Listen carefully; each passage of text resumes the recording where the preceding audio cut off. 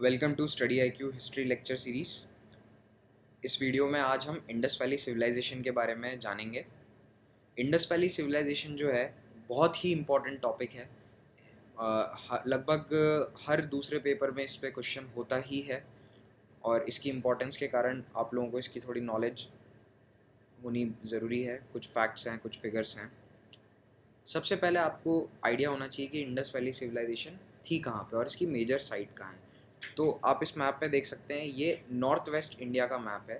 ठीक है, ये आप इंडिया की बाउंड्री देख सकते हैं, ये आज के इंडिया और पाकिस्तान की बाउंड्री है। तो इंडस वैली सिविलाइजेशन, जैसा कि नाम सजेस्ट करता है, it is situated on the banks of Indus river. तो ये इंडस नदी है। ठीक है, इंडस नदी और इसकी जो ट्रिब्यूटरीज हैं, चिनाब, रावी, झेलम, सतलज, इन नदियों के किनारे। और एक और नदी है घग्गर, लेकिन आज ये लगभग एक्सटिंक्ट सी हो गई है नदी और इसे कहा जाता है घग्गर हकरा।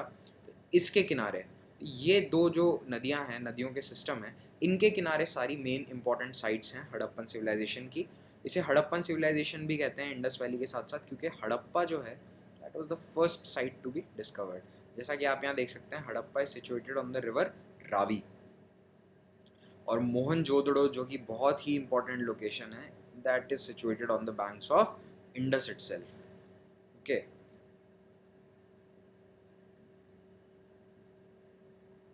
सबसे पहली चीज़ है इंडस वैली सिविलाइजेशन का टाइम पीरियड। तो देखिए, इंडस वैली सिविलाइजेशन का टाइम पीरियड रफली बताया जाता है 3300 BC से 1700 BC तक। इसमें अर्ली पीरियड था, मैच्योर पीरियड था और लेट पीरियड था, लेकिन ये ओवरऑल एक टाइम पीरियड है। ये इंडस वैली जो है एक ब्रॉन्ज एज का पार्ट है। इसे ब्रॉन्ज एज इसलिए कहा जाता है क्योंकि इसमें ब्रॉन्ज मेटल का इस्तेमाल हुआ था। याद रखने की चीज़ ये है कि अभी तक यहाँ आयरन डिस्कवर नहीं हुआ है, कहीं पे भी आयरन का इस्तेमाल नहीं होता है, सिर्फ ब्रॉन्ज की चीज़ें मिल पाई गई हैं, इसीलिए इसे ब्रॉन्ज एज कहते हैं। आपको मैंने बताया इंडस और उसकी ट्रिब्यूटरीज प्लस घग्गर रिवर के किनारे ये सिचुएटेड थी। इंडस वैली सिविलाइजेशन के लोग were mainly a trading society. Okay, they were not warriors, they were mainly traders. और एक बहुत ही इंपॉर्टेंट जो फीचर है इंडस वैली सिविलाइजेशन का, वो है उसकी टाउन प्लानिंग। ये आप देख सकते हैं, जैसे कि यहाँ फोटो में ये मोहनजोदड़ो है। तो मोहनजोदड़ो में आप अगर देखेंगे तो आप पाएंगे कि ये सिटी जो है पूरा प्लान्ड है। तो आज से 5000 साल पहले ये सिटी पूरी तरह से प्लान्ड था। इसमें कुछ इंपॉर्टेंट स्ट्रक्चर यहाँ सिचुएटेड है। यहाँ पे आपको एक बड़ा सा एक, हाँ, ये जो स्विमिंग पूल टाइप स्ट्रक्चर दिख रहा है, ये ग्रेट बाथ है। और ये वापस से आप स्ट्रक्चर देखेंगे, ये ग्रेनरी है। आपको मैं आगे बताऊंगा कि ये सब क्या है। सबसे पहली चीज़, इसमें दो प्लान्ड एरिया होते थे हर शहर में। तो जो सबसे पहला एरिया है उसको कहा जाता था सिटाडल। सिटाडल का मतलब ये था, ये थोड़ा ऊंचाई पे बना हुआ था। It was built on top of a mount, जैसा कि आप ये देख सकते हैं, ऊंचाई पे है। और यहाँ पे कई इंपॉर्टेंट बिल्डिंग्स हैं। आपको यहाँ पे आपको क्लियरली समझ में आएगा। देखिए, ये पूरा जो हिस्सा है शहर का, ये ऊंचाई पे बना हुआ है, इसीलिए इसे सिटाडल कहा जाता है। और बाकी जो इसमें इम्पॉर्टेंट जो बिल्डिंग्स हैं वो सारी सिटाडल में होती हैं, जिसमें रिलीजियस एक्टिविटी या कोई भी गैदरिंग होती थी तो वो सारी, या फिर एडमिनिस्ट्रेटिव बिल्डिंग्स होती थी या एक्टिविटीज़ होती थी, वो सारी सिटाडल से होती थी। दूसरा जो हिस्सा है उसे कहा जाता है लोअर, जो सिटाडल से नीचे जो एरिया है उसमें नॉर्मल घर होते थे। और ये थोड़ा सा हाइट में कम है, लोअर इन एलिवेशन। और इसके अंदर घर जो हैं सारे एक के बाद एक बने हुए हैं और स्ट्रीट्स एकदम ग्रिड पैटर्न में बनी हुई हैं। ऐसे हैप हैज़ार्ड नहीं है, बिल्कुल प्लान्ड तरीके से यहाँ पे गलियाँ बनी हुई हैं और प्लान्ड तरीके से घर बने हुए हैं। अगेन आप जैसे यहाँ देख सकते हैं फोटो के अंदर कि ये एक कुआं है। ये कुआं एक्सकेवेट किया हुआ है, इसीलिए आपको एक दीवार की तरह दिख रहा है। ज़मीन का लेवल अगर पहले था तो यहाँ था, इस जगह। यहाँ पे आपको ग्रेट बाथ फिर से दिख रहा है। ये आप देख सकते हैं एक आदमी चल रहा है, जो एक गली है और ये गलियों के साइड में घरों की दीवारें हैं। कुछ unique features Indus Valley civilization के, सबसे पहला इनमें ये था कि एवरी स्ट्रक्चर, हर घर में एक टॉयलेट था जो कि कनेक्टेड था एक सेंट्रलाइज्ड सैनिटेशन सिस्टम से। हर घर में टॉयलेट, और वो भी जैसे सैनिटेशन सिस्टम मेनली नालियाँ बनी हुई थी, जिसे हम नाली कहते हैं आज। वो नाली से सारा पानी जो है वो ड्रेन कर जाता था बाहर, वो कोई गलियों में नहीं पड़ा रहता था या घर में नहीं रहता था। एक और इम्पॉर्टेंट चीज़ है और वो है uniform bricks, uniform size of bricks. Indus Valley civilization में राखी गढ़ी से लेकर मोहनजोदड़ो से लेकर हड़प्पा से धोलावीरा सब जगह जो ईंटों की साइज़ है वो बिल्कुल बराबर है, एक ही साइज़ की ईंट है। ये बताता है कि ये एक सिविलाइजेशन कॉमन थी, ना कि अलग अलग। और एक और सबसे इम्पॉर्टेंट फीचर मैं आपको बता ही चुका हूँ, टाउन प्लानिंग, जिसमें कि एक सिटाडल अलग है, lower part of the city अलग है, घर प्लान है, गलियाँ प्लान है, पब्लिक एम्यूनिटीज़ के स्ट्रक्चर अलग से बनाए गए हैं, जैसे कि ग्रेट बाथ, ग्रीनरी। अच्छा, आपको मैं ग्रेट बाथ और ग्रीनरी बता रहा था, तो इस स्ट्रक्चर में अगर आप देखेंगे, ये बिल्डिंग जो है, ये स्ट्रक्चर, ये ग्रेनरी है। इसमें धान, अन्न का स्टोरेज किया जाता था। It is just like a warehouse, okay, just like a warehouse to store grains.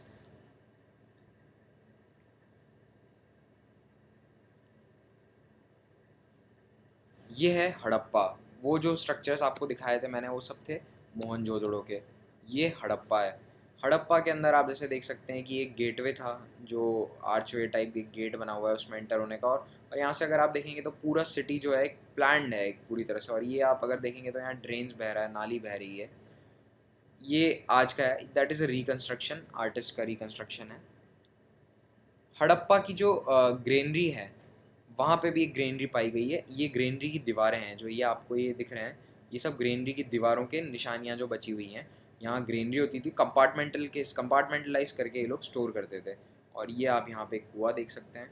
तो ये शो करता है कि इनके पास काफ़ी सोफिस्टिकेटेड टेक्नोलॉजी थी। ये लोग टाउन प्लानिंग करते थे और कुएँ खोदते थे एग्रीकल्चर के लिए, पीने के पानी के लिए, अलग अलग चीज़ों के लिए। यहाँ पे आप देख सकते हैं ये हड़प्पन स्क्रिप्ट है, जो कि थैंकफुली आज दिन तक डिसाइफर नहीं हुई है।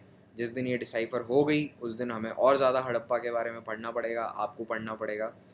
तो ये अब अच्छी बात है आपके लिए कि अभी तक ये स्क्रिप्ट डिसाइफर्ड नहीं है।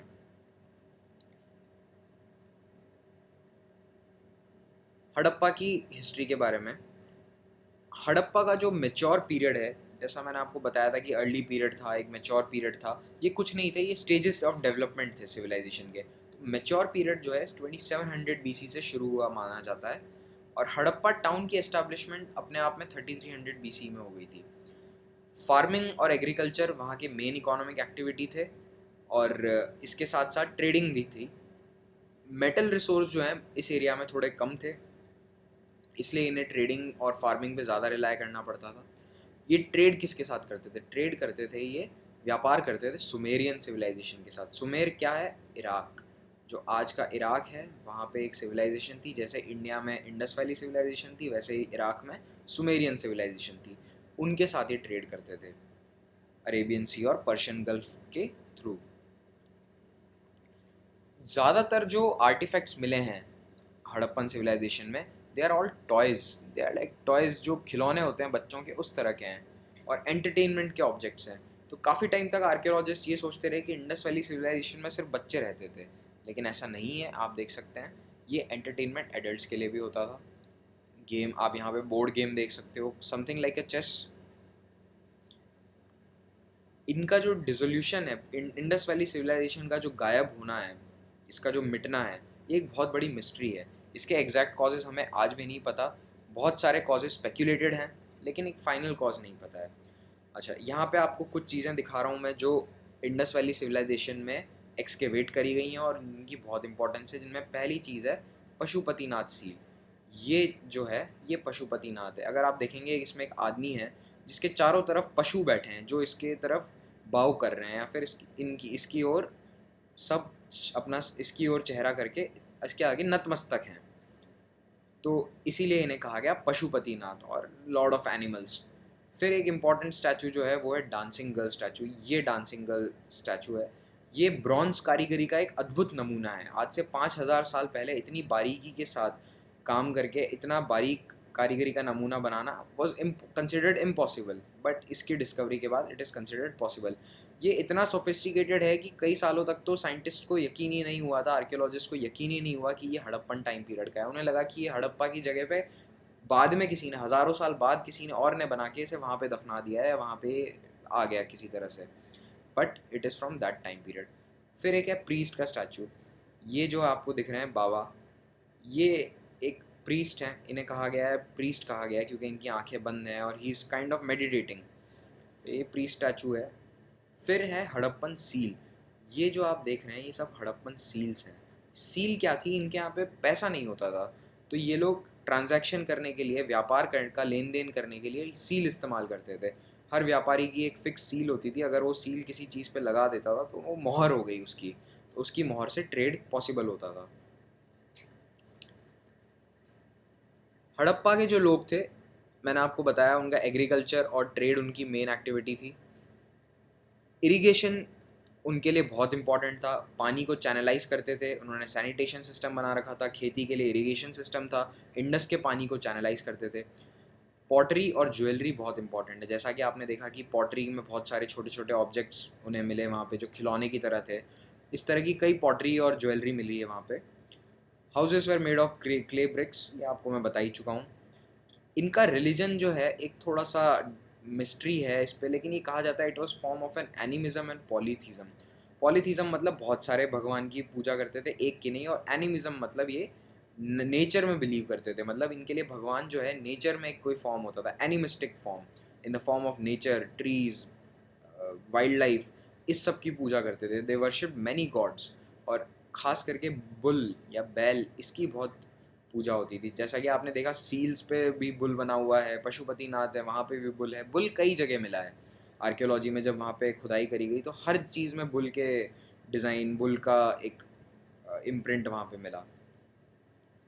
इनमें ये स्पेकुलेट किया गया कि जो सोशल क्लास थी उसमें रूलिंग क्लास थी, और एक जो सिटाडल के अंदर रहती थी, जो ऊंचा वाला मैंने आपको बताया था सिटाडल वहाँ पे, और जो फार्मर्स और ट्रेडर्स हैं वो सिटाडल के बाहर जो नॉर्मल पार्ट ऑफ टाउन है उसमें रहा करते थे।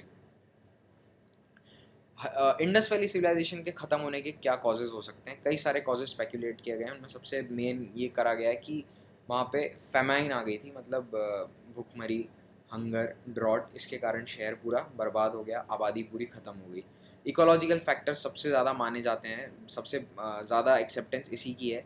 नेचुरल डिज़ास्टर्स, वहाँ पे बार बार फ्लड आता था, इंडस नदी में आज भी फ्लड आता है बहुत, और वो फ्लड बहुत ख़तरनाक है। और भी स्पेकुलेशन हैं जैसे कि अर्थक्वेक, वॉल्केनिक एरप्शंस और पीरियोडिक फ्लडिंग एक बहुत इंपॉर्टेंट रीज़न माना गया है। देखिए हर साल बहुत ज़्यादा बाढ़ नहीं आती, लेकिन हर साल एक छोटी सी फ्लडिंग ज़रूर होती है।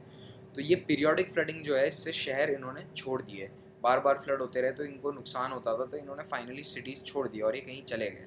और लास्ट एक थियरी है आर्यन इन्वेजन थियरी, कि ये आर्यंस जो हैं ये सेंट्रल एशिया से आए और इन्होंने एक इंडस वैली सिविलाइजेशन को ख़त्म कर दिया और अपनी एक अलग सिविलाइजेशन बसाई जिसका नाम है Aryan civilization. That's all. Thank you so much for watching the video. If you want to watch more videos on history, want to get updates on general awareness, please subscribe to our YouTube channel.